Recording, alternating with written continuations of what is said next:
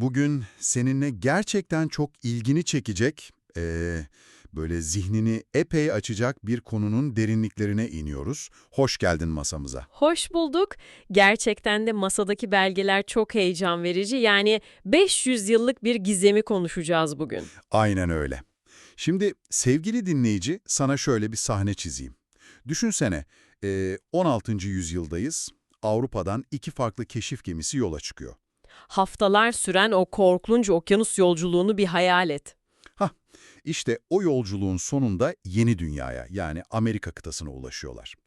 Gemilerden biri güneye yanaşıyor, iklim şahane, şeker kamışı, kahve falan yetiştirmek için tam bir yeryüzü cenneti. Sadece iklim de değil tabii. Toprağın altından kelimenin tam anlamıyla gümüş fışkırıyor ve çok yoğun bir yerli nüfus var orada. Diğer gemi ise kuzeye gidiyor, soğuk, kayalık, tarımı pek elverişli olmayan maden falan hak getire bir bölgeye demir atıyor.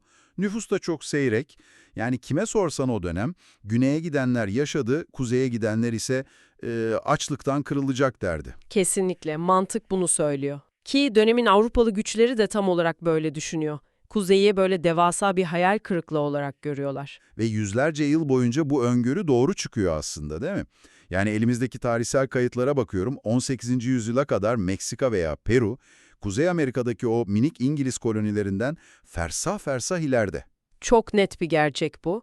Yani güney, kuzeye kıyasla akıl almaz bir refah merkezi durumundaydı o zamanlar. Ama gel gelelim, bugün dünya haritasını açıyoruz, tablo tamamen tepetaklak olmuş.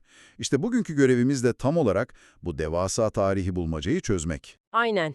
Aynı kıtada, aynı dönemde sömürgeleştirilen iki bölge nasıl oldu da tamamen zıt yönlere savruldu? Biri dünyanın en büyük ekonomik gücü olurken, diğeri neden hala krizlerle, eşitsizliklerle boğuşuyor?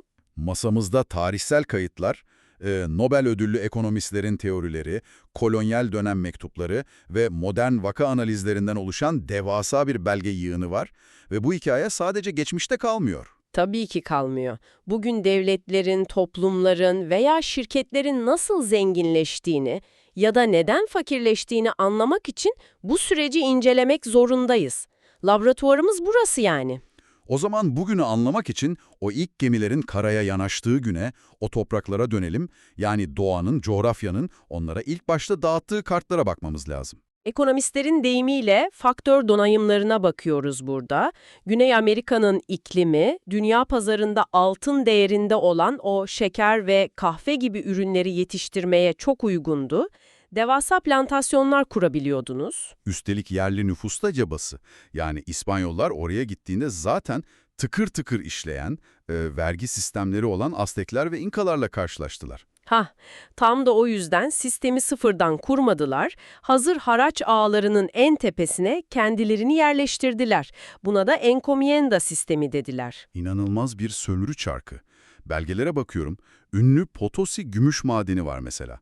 Dağın içi som gümüş. Evet, 16. yüzyılda Potosi Londra'dan bile kalabalıktı. İspanyollar yerlileri acımasızca köle gibi çalıştırdı.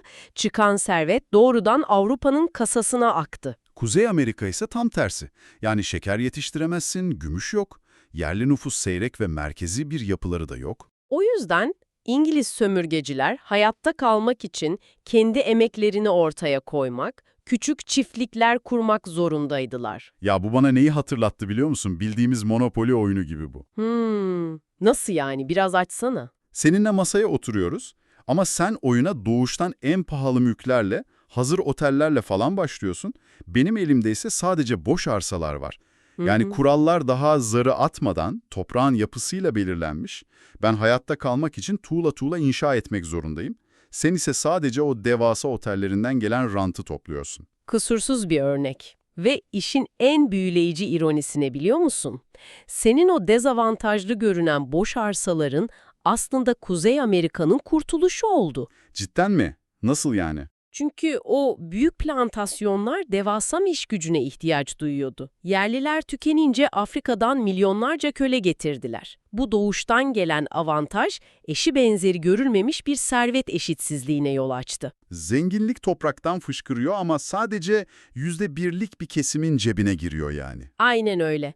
Kuzeyde ise toprak vardı ama işleyecek insan yoktu. İngilizler insanları o dondurucu topraklara çekmek için onlara bir şeyler vaat etmek zorundaydı. Neler vaat ettiler mesela? Toprak mı? Evet, mülkiyet hakkı verdiler. Elde ettikleri ürünün onlara kalacağını garanti ettiler. Hatta kararlara katılma, oy hakkı bile sundular. Mecburen eşitlikçi bir yapı kurdular. İnanılmaz. Yani dezavantaj dediğimiz şey tabana yayılan bir refahın temelini attı. Peki e, bu nasıl yüzyıllar boyu kalıcı oldu? Sonuçta sanayi devrimi oldu, cumhuriyetler kuruldu. Latin Amerika neden bu sarmaldan çıkamadı? İşte burada kurumsal mimari devreye giriyor. Gücü eline geçirenler kuralları kendi lehlerine yazarlar. İki farklı yapı ortaya çıktı. Sömürücü, yani dışlayıcı kurumlar ve kapsayıcı kurumlar. Güneydeki o küçük elit kesim gücünü kaybetmemek için sistemi dışa kapattı diyorsun. Kesinlikle. Avrupa'dan göçü bile kısıtladılar.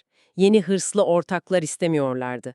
Latifundia dedikleri bir sistem kurdular. Araya gireyim, bu belgelerde çok geçiyor. Latifundia sadece büyük bir çiftlik değil sanırım. Devasa bir sosyoekonomik hapishane gibi bir şey bu. Hah, tam isabet. 10 binlerce dönüm toprak tek bir ailenin elinde. Köylüler nesiller boyu borçlu doğup borçlu ölüyorlar. Eğitim sadece elitler için. Orta sınıf falan olması imkansız yani orada. İmkansız. Statükoyu korumak tek amaçtı. Kuzey Amerika'da ise bunun tam tersi oldu. Mülkiyet tabana yayıldı. Evet, belgelerdeki o meşhur Homestead yasasından bahsediyorsun sanırım. Hani ABD devleti genişlerken elindeki devasa toprakları bedavaya yakın fiyatlarla sıradan göçmenlere dağıtıyor. Aynen öyle. Yüz binlerce insan kendi toprağına sahip olduğu bu devasa bir orta sınıf yarattı. Ve insanlar vergi verdikleri için siyasi temsiliyet istediler, hukukun üstünlüğünü talep ettiler, mecburen kapsayıcı kurumlar oluştu. Harika özetledin. Ama dur, burada işler gerçekten ilginçleşiyor. Elimdeki analizlerdeki bazı tarihçilere bakıyorum.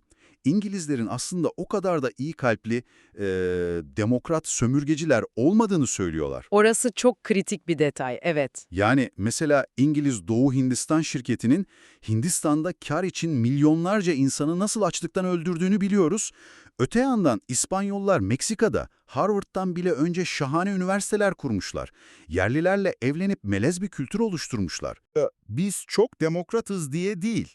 Coğrafya onları hayatta kalmak için buna mecbur bıraktığı için kapsayıcı oldular. Doğru mu anlıyorum? Büyük resmi kusursuz okuyorsun. Kesinlikle ahlaki bir üstünlük yok. Her imparatorluğun amacı en az çabayla en çok zenginliği sömürmekti. Kurumlar tamamen pragmatik, ekonomik mecburiyetlerden doğdu. Karayipler örneği vardı belgede, o da çok çarpıcıydı. Evet, Barbados mesela. İngilizler orada şeker yetiştirmeye uygun sıcak iklimi bulduklarında İspanyollardan bile daha acımasız bir kölelik sistemi kurmaktan bir saniye bile çekinmediler. Excel tablosu gibi köle ölüm oranı tutmuş adamlar. Tüyler ürpertici gerçekten. Coğrafya ilk kuralı koydu, kurumlar da o kuralları betonlaştırdı. Peki 500 yıl boyunca halkı buna ikna eden, isyanları bastıran o devasa ideolojik aygıtı, yani Katolik kilisesini konuşmadan geçemeyiz herhalde. Asla geçemeyiz. Hikayenin yarısı eksik kalır.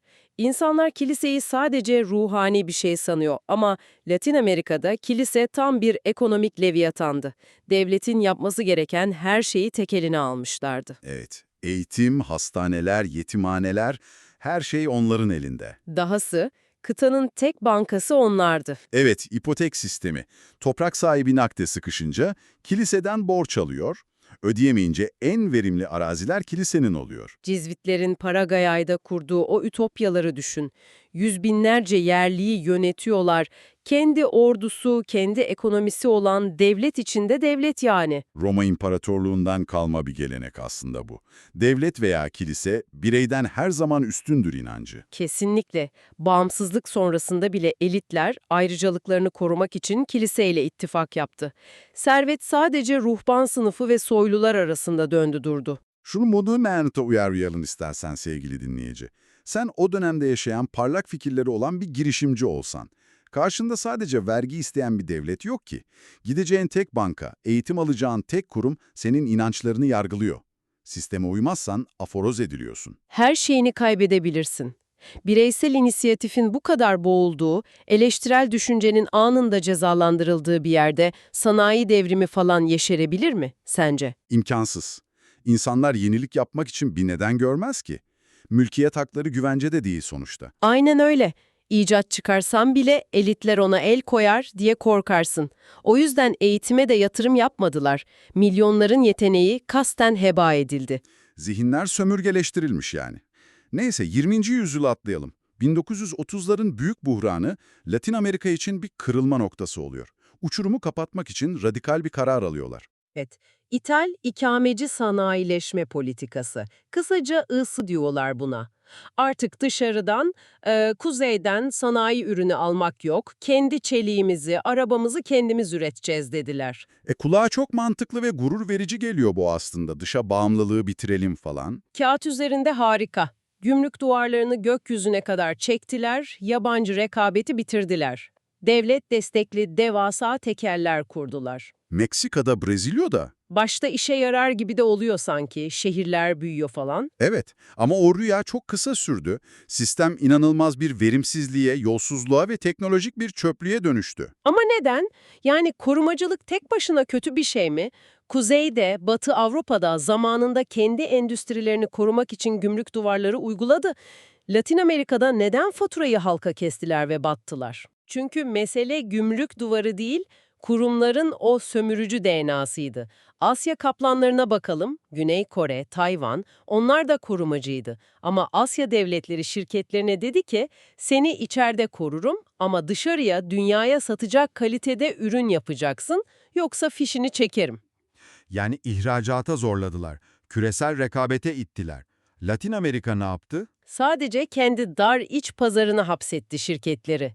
Dışarıyla rekabet dertleri yoktu ki. Şöyle düşünelim, ben Brezilya'da bir otomobil fabrikası sahibiyim. Yabancı araba girişi yasak. Benim ürettiğim arabanın kapısı tam kapanmıyor, motoru bozuluyor. Ama vatandaş mecburen benim o kötü arabamı fahiş fiyatı alıyor.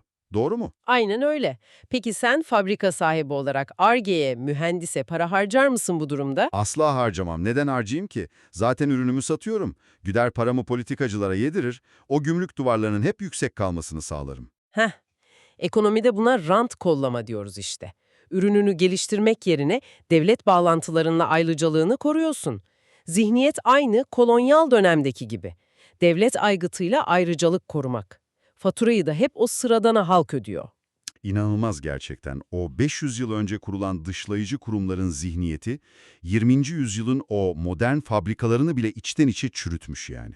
Aynen öyle. Eşitsizlik kurumların kalbine yerleşince söküp atmak yüzyıllar alıyor. Masamıza serdiğimiz bu 500 yıllık tarihin sentezi aslında şu. Ekvatorun kuzeyi ile güneyi arasındaki o devasa uçurum tesadüf değil. Coğrafyanın dağıttığı o ilk kartlar faktör donanımları. Güneyin o inanılmaz zenginliği sömürücü kurumlar yaratırken, kuzeyin o değersiz boşlukları mülkiyeti tabana yayan kapsayıcı kurumlara mecbur bıraktı sistemi. Bu kadar net. Sevgili dinleyici, bu hikaye sadece okyanus ötesinde kalmış tozlu bir tarih meselesi değil. Bugün sen de kendi hayatında, şirketinde ya da toplumunda kuralların nasıl yazıldığına bir bak. Kesinlikle. O kurallar yeniliği, liyakati mi destekliyor yoksa birilerinin ayrıcalıklarını mı koruyor? Eğer sadece bireylerinin ayrıcalıklarını koruyorsa, o modern binaların içindeki sistem aslında bir latifundiyadan farksızdır. Çünkü kurumlar bugün de senin geleceğinin sınırlarını çiziyor. Çok doğru bir yere bağladın. O zaman bu derinlemesine analizi kapatırken aklında şu kışkırtıcı sorunun yankılanmasını istiyorum. Eğer 500 yıl önce milyarlarca insanın kaderini, şeker kamışı veya gümüş madenleri gibi tamamen şans eseri doğal donanımlar belirlediyse, yaşadığımız şu dijital çağın yeni doğal donanımları neler? Oo, çok sağlam bir soru bu. Değil mi? Bugün yapay zekaya, o big data dediğimiz sonsuz veriye ve bunu işleyecek teknolojiye sahip olanlarla olmayanlar arasında tıpkı o ilk gemilerin çizdiği gibi Görünmez ama aşılmaz yeni sınırlar çiziliyor olabilir mi? Kesinlikle çiziliyor. Belki de 2500 yılının tarihçileri büyük eşitsizliklerin şu an senin ve benim klavyelerimizin ucunda şekillendiğini yazacak, bir taraf dijital madenleri tek elinde toplayıp kuralları yazarken diğer taraf sadece o madenlerin tüketicisi olmaya mahkum ediliyordur. Bunu bir düşün derim. Bize zaman ayırdığın için çok teşekkür ederiz. Öğrenme serüvenimizde bir sonraki derinlemesine incelemede görüşmek üzere. Görüşmek üzere, hoşça kalın.